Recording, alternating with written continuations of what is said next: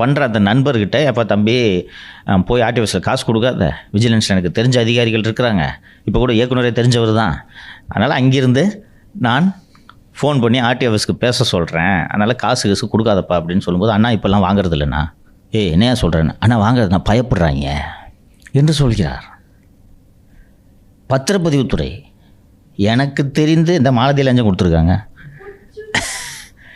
பத்திரப்பதிவுத்துறைக்கு போயிட்டு நீங்கள் காசை கொடுக்கலன்னா அந்த பத்திரத்தில் 3வது பேஜ் கசங்கி இருக்குன்னு சொல்லிவிட்டு 1 மாதம் இழுத்தடிப்பான், பத்திரம் வாங்க முடியாது. நீங்கள் சில லட்சம் ரூபாய்களை 1 கோடி ரூபாயை கொடுத்து வீட்டை வாங்கிட்டு கையில் பத்திரம் வரலன்னா எப்படிங்க இருக்கும்? query போட்டு ரெவென்யூக்கு அனுப்பிச்சி விட்ருவோம். அல்லையினும் இனி கொடுத்தா வேண்டாம் சார்ன்றாங்க. சிஎம்டிஏ இனி பிளானிங் மட்டும்தான் செய்யும், கட்டுமான பணிகளில் ஈடுபடாதுன்றது. இந்த மாற்றங்கள் அதிமுக ஆட்சிக்கு வந்திருந்தால் நடக்குமா விஷன்?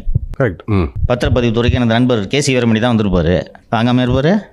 தேர்தல் எலெக்ஷனுக்கு 10 கோடி ரூபா செலவு பண்ணியிருக்கேன் தம்பி, ரெடி அதை ரெக்கவரி பண்ணணும்னு சொல்லியிருப்பார். நான் சரி, இன்றைக்கி இவங்க யாருமே காசு கொடுக்கல, இன்னும் பல தொகுதியில் வேட்பாளர் யாருன்னே தெரியாமல் தானே ஓட்டு போட்டிருக்காங்க. அப்போ இவங்களுக்கு சம்பாதிக்க வேண்டிய தேவையில்லை.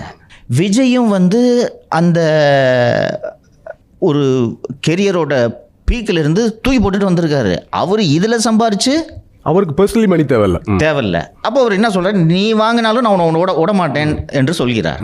அப்போ இப்படிப்பட்ட ஆட்சி ஒரு கனவு ஆட்சியாக உங்களுக்கு தெரியவில்லையா?